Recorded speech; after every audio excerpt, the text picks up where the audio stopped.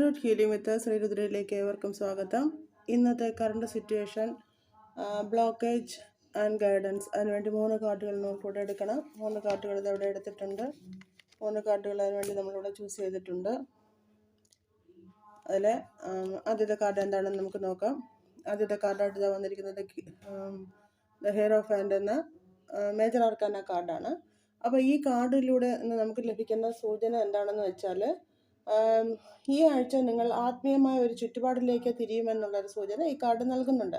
നിങ്ങളുടെ വിശ്വാസങ്ങളിൽ കൂടുതൽ ഉറച്ച ഒരു നിലപാടുണ്ടാകും. ഒരു ഗുരുവിൻ്റെ ഉപദേശം തേടി പോകാനും ആചാരാനുഷ്ഠാനങ്ങളിലൂടെ മുന്നോട്ട് പോകാനും നിങ്ങളിൽ ഒരു മനസ്സുണ്ടാകാം. നിങ്ങളുടെ പ്രശ്നങ്ങൾക്കുള്ള ഒരു മറുപടി ഒരു ഹയർ വിസ്ഡമിൽ നിന്നും നിങ്ങൾക്ക് ലഭിക്കും എന്നുള്ളൊരു സൂചനയാണ് ഈ കാർഡിലൂടെ നമുക്ക് ലഭിക്കുന്നത്.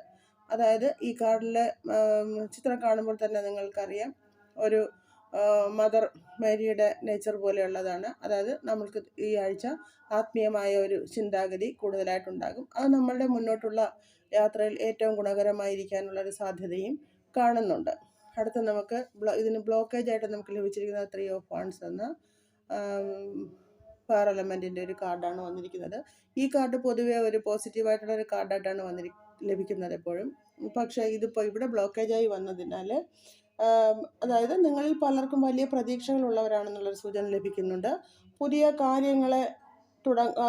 കാര്യങ്ങൾ തുടങ്ങാനും അതിലൂടെയുള്ള വളർച്ചയ്ക്കുമുള്ളൊരു ആഗ്രഹം. പക്ഷെ അതൊരു ആഗ്രഹമായി മാത്രം നിലനിന്ന് പോകാനാണ് സാധ്യത. എന്താണെന്ന് വെച്ചാൽ, നിങ്ങളിൽ പലരും ആ പഴയ ഒരു സേഫ് സോണിൽ നിന്നും പുതിയൊരു പാതയിലേക്ക് കടക്കാനുള്ളൊരു ഭയമുള്ളവരായി കാണുന്നുണ്ട്. അതായത് നീളുന്ന കാത്തിരിപ്പ്, ഉചിതമായ തീരുമാനം എടുക്കുന്നതിനുള്ളൊരു സംശയം, ഇതൊക്കെ നിങ്ങളുടെ വളർച്ചയെ തടയുന്നതായിട്ട് കാണുന്നുണ്ട്. അപ്പോൾ ഈ കാർഡ് നമ്മുടെ മുന്നിൽ വന്നത് ഇതൊക്കെ നിങ്ങളുടെ മനസ്സിലുണ്ടെങ്കിൽ അതിനെയൊക്കെ ഓവർകം ചെയ്ത് നിങ്ങൾ മുന്നോട്ടുള്ള പാത സുഗമമാക്കുക എന്നുള്ളതിനാണ് യൂണിവേഴ്സ് ഈ കാർഡ് നമ്മുടെ മുന്നിലോട്ട് എത്തിച്ചിരിക്കുന്നത്.